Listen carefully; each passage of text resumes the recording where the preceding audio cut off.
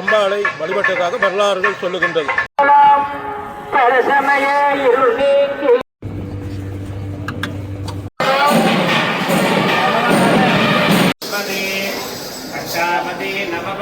ஆக்கள் இல்லாத ஒரு சத்தம் அசரீதி ஒன்று கேட்டது. பாம்பு இந்த சின்ன ஆலயமாக அந்த காலத்தில். ஹைதராபாத் வணக்கம். இன்றைக்கு என்ன காலநிலைன்னு பார்த்தீங்கன்னா, நாங்கள் இன்றைய தினம் நயினாதீவு தான் போய் கொண்டிருக்கோம். இன்றைய தினம் பார்த்தீங்கன்னா நயினாதீவு நாகபூசணி அம்மனுடைய 15ஆம் திருவிழா, அதாவது மிகவும் ஒரு சிறப்பான திருவிழா. இந்த திருவிழா அதாவது பார்த்தீங்கன்னா அம்மனை வழிபடுறதுக்கு கடல் மார்க்கமாக சர்ப்பம் வந்த நேரத்தில், அதாவது பாம்பு வந்த நேரத்தில் அந்த வழியால் கருடன் அந்த பாம்பை பிடிக்கிறதுக்கு முயற்சி செய்தது. அப்போ அந்த இடத்துல அந்த பாம்பானது ஒரு கல்லில் சுற்றி கொண்டு இருந்துட்டு, அங்கே கல்லில் கருடன் இருந்துட்டு, அப்போ அந்த நேரம் வியாபாரத்துக்காக ஒரு முதலியார் பார்த்தீங்கன்னா முதலியார் ஒரு வியாபாரி அந்த இடத்துல சொன்னாராம், இந்த பாம்பை நான் விடுவிக்கிறான்டா என்ன செய்யணும்ட்டு. அப்போ கருடன் சொன்னதான் பெருமதிமிக்க பொருட்கள் எல்லாம் தந்தா விடுறேன்னு சொல்லி, அப்போ அந்த இடத்துல பெருமதிமிக்க பொருட்கள் எல்லாம் கொடுத்து அந்த பாம்பை விடுவிக்கப்பட்ட வரலாறு இருக்குது. தினம் தினம் அதிசயம் நடக்கும். நயினாதீவு நாகபூசணி அம்மன் ஆலயத்துடைய 15ஆம் திருவிழா எல்லாரும் பார்த்து அம்மனுடைய அருளை பெற்றுக்கொள்ளுங்க. காணொலியை போய் பார்த்துக்கொள்ளும். மறக்காமல் சேனல் புதுசாக சப்ஸ்கிரைப் பண்ணுங்க. அப்போ தான் நாங்கள் போடுற காணொலிகள் உங்களுக்கு வரும். தொடர்ந்து பார்ப்போம் காணொலி.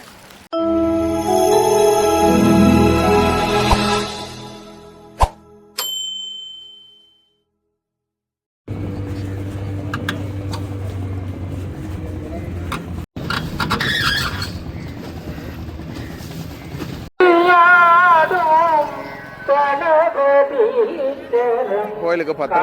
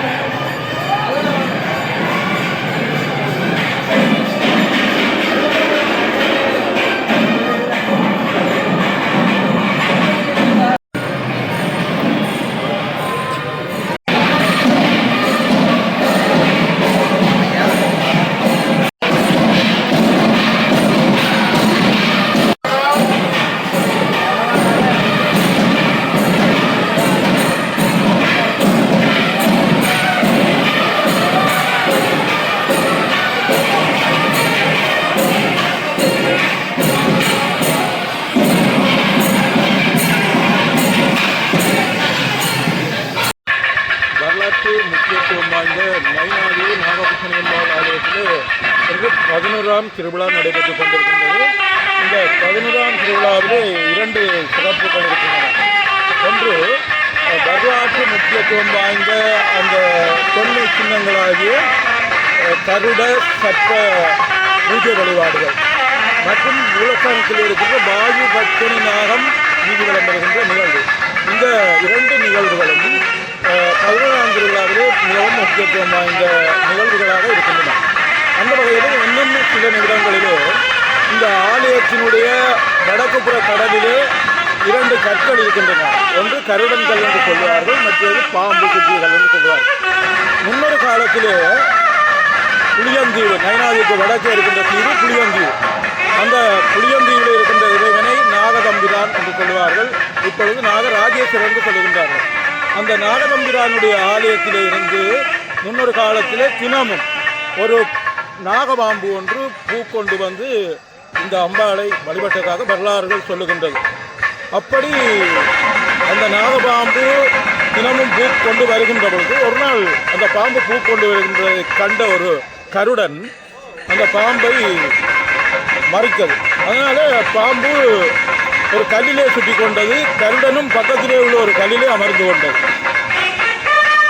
ஆகவே அந்த வழியாலே அந்த நேரத்திலே வணிகன் ஒருவன் இந்தியாவிலிருந்து ஊர்காவற்றுறைக்கு ஊர்காவற்றுறை என்பது ஒரு முக்கியமான துறைமுக பட்டணமாக இருந்த காரணத்தினாலே ஊர்காவற்றுறைக்கு வணிகத்தின் பொருட்டு இந்தியாவிலே இருந்து இந்த கடல் மார்க்கமாக ஊர்காவற்றுறைக்கு செல்வது வழக்கம். அப்படி செல்லுகின்ற பொழுது இந்த காட்சியை அந்த வணிகன் கண்டுவிட்டார்.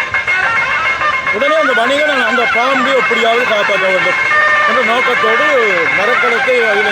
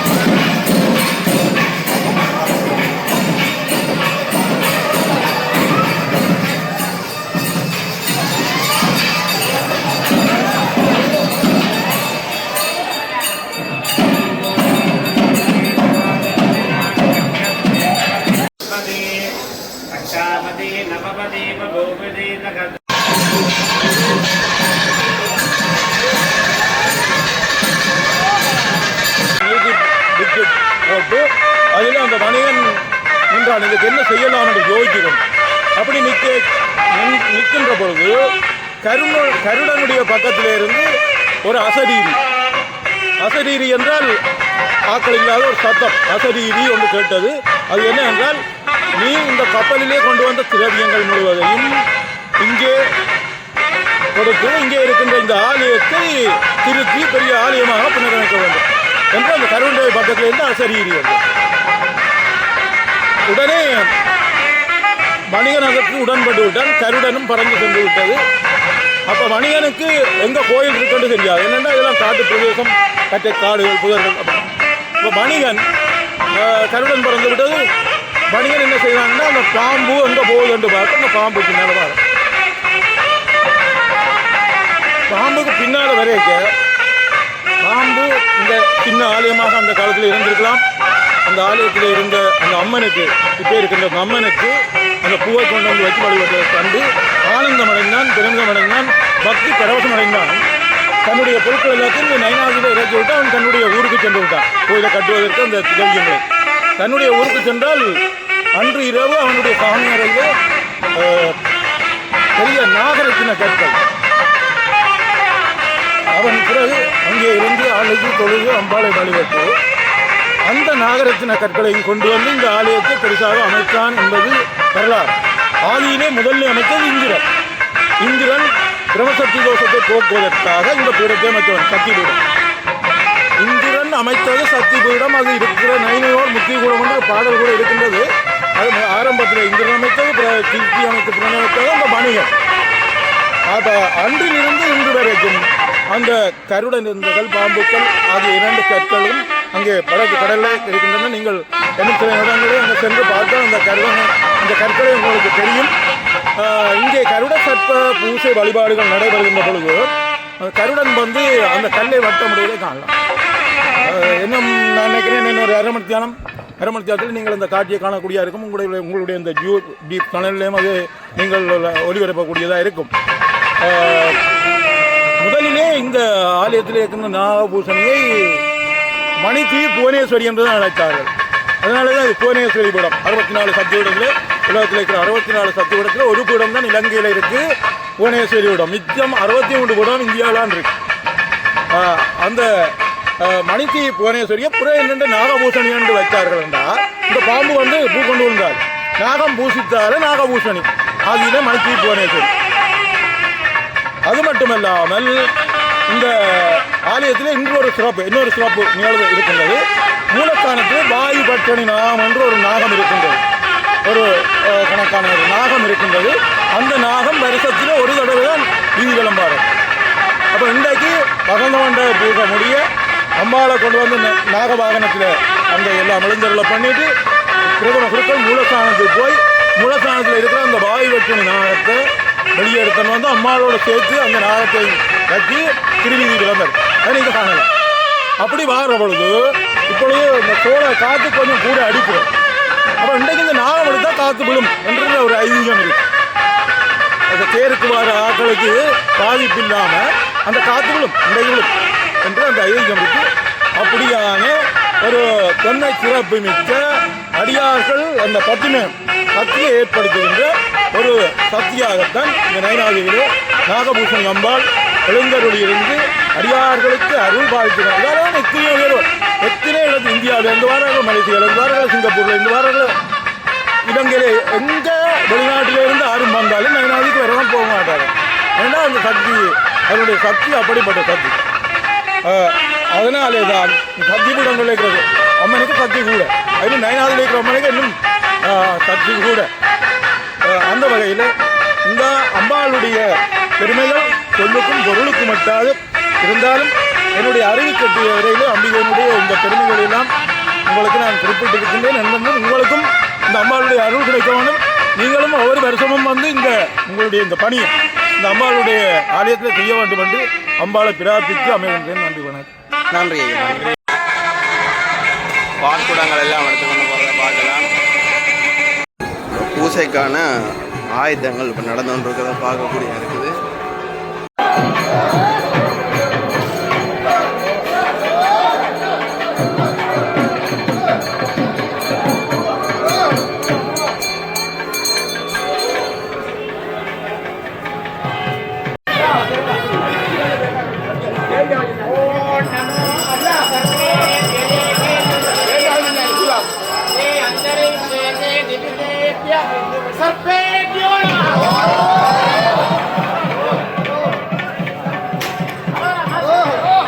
இப்போ நீங்கள் பார்த்தா தெரியும், 10 படசூழ இப்போ கடற்கரைக்கு நாகம்மா போகிறா.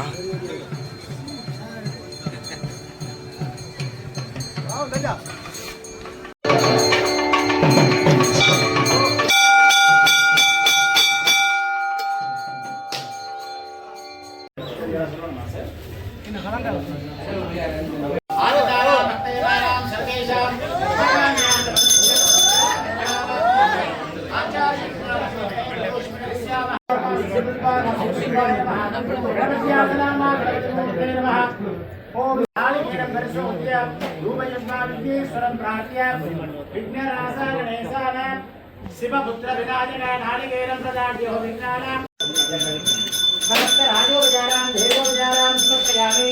ओम नमः भगवते स्वरूपे नमः भगवान् नमः नारिकेरं प्रदाद्यो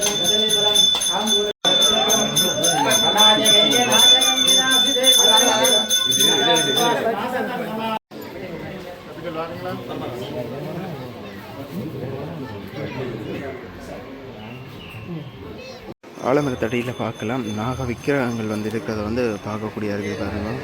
இப்போ பார்த்தீங்கன்னா தெரியும், கடற்கரையில் பூசை நடக்க போது அதை முன்னிட்டு வந்து இப்போ இந்த இடத்துல பத்தர்கள் எல்லாம் நிற்கிறத வந்து பார்க்கக்கூடிய இருக்குது பாருங்க.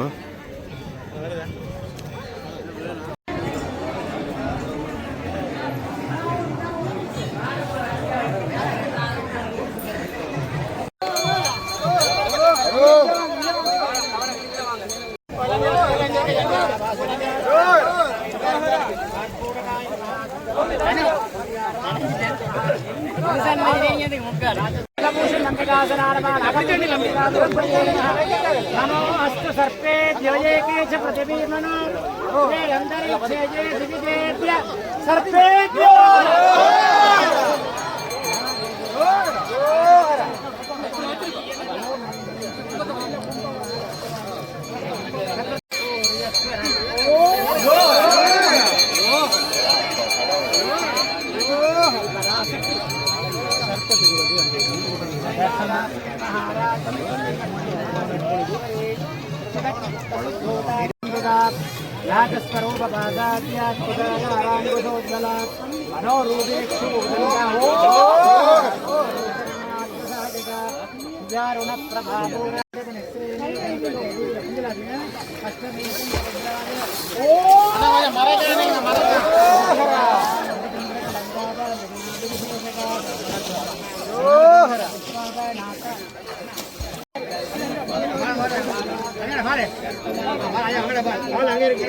அம்மா பார்த்தீங்கன்னா இப்போ கலை வந்துருக்குது.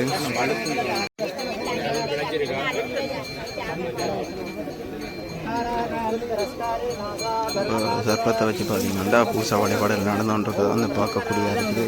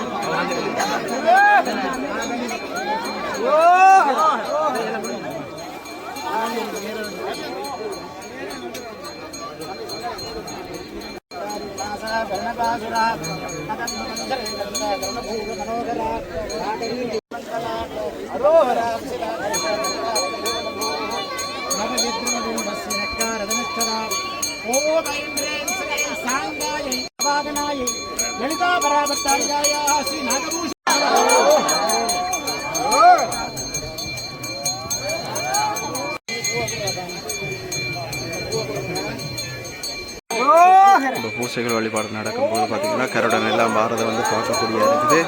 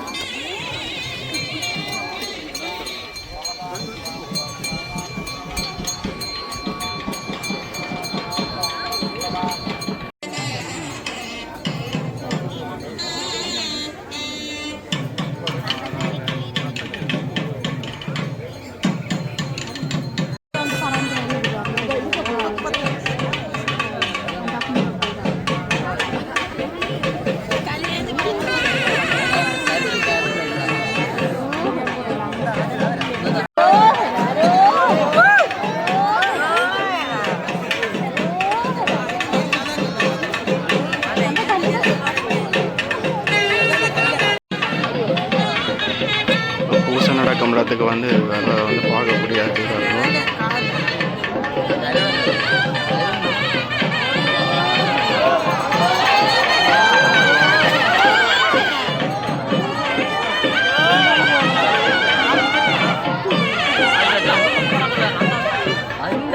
அந்த